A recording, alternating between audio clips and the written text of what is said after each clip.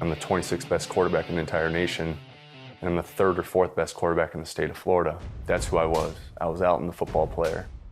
High school star Alton Vaz always loved football. And it brought the best out of me. And I realized that football was my way to get a scholarship. There was already the dream of playing the NFL, and I was on that track. Alton earned a full ride to the University of South Florida. He reported to summer practice with high expectations, but the young freshman was redshirted and didn't get to play.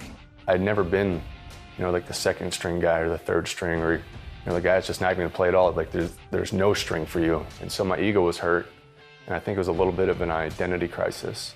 Starting to feel like a loser at that point in my life.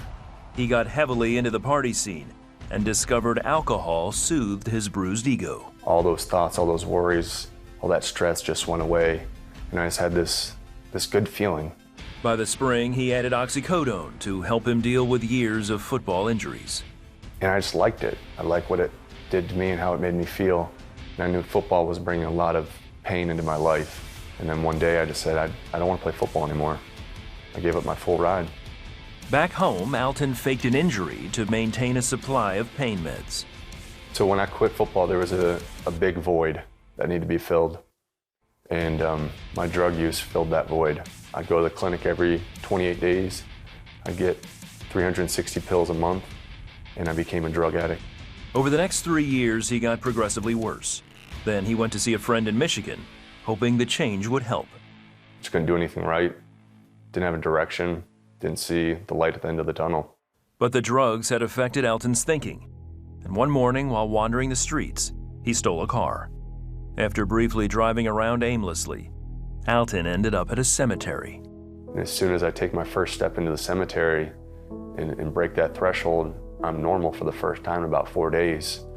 And I'm looking around, and I realize that, I'm gonna be dead like these people in front of me if I don't change my ways.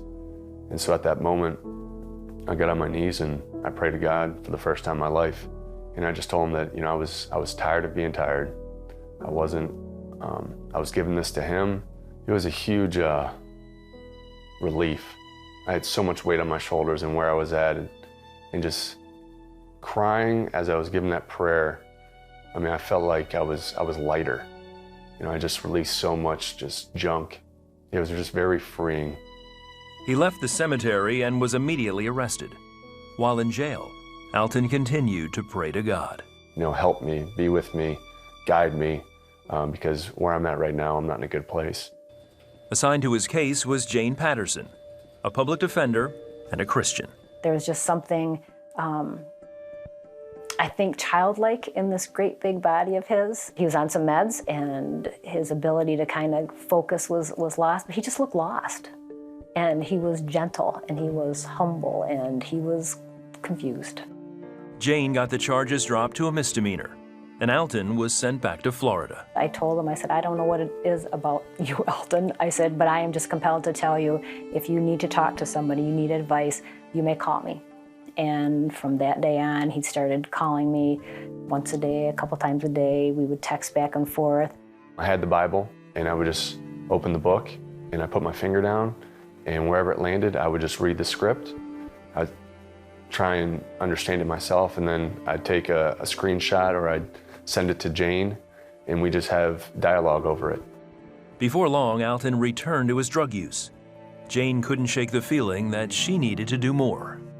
I was waking up in the middle of the night. I was being poked on the shoulder saying, if you don't do something, this kid's either going to die, end up in a psych ward or prison. You need to do something. And I couldn't sleep. She talked to her husband, and they decided to send Alton to a rehab facility they knew about in Argentina. They treated the mind, body, soul, and they got to the hole in the soul. They fixed the need for whatever you're filling that hole with that's not good for you. I learned right away, football doesn't define me.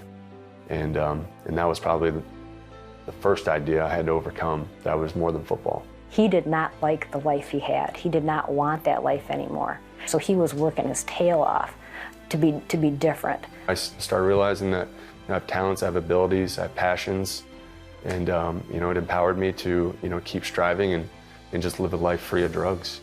Throughout his rehab, Jane continued to pray and disciple Alton through emails and Skype. You know, every day I'd read my daily devotional and then, you know, look through my Bible and was committing to Him and whatever He wanted to do with me. After rehab, Alton returned to Holland, Michigan, where he attended Grand Valley University. He also got to play football again, but this time it wasn't what he lived for. For me, it was a fresh start, which is what I wanted. And my identity was evolving into, you know, obviously a student athlete, but then, you know, I had this desire to share my story because I thought it was worth sharing and it could help people. I'm trying to prevent kids from making the same mistakes that I did. The feeling that I get from sharing my story is the greatest high and the greatest satisfaction that I've lived so far. Looking back, Alton can see God's hand on his life, guiding him and surrounding him with spiritual support. If you're in a bad situation currently right now, or if you end up in one, ask for help. That's one thing I didn't do in the beginning. I didn't ask for help. And then that's when, you know, God came into the picture and said, I'm going to save this guy. It was just very freeing.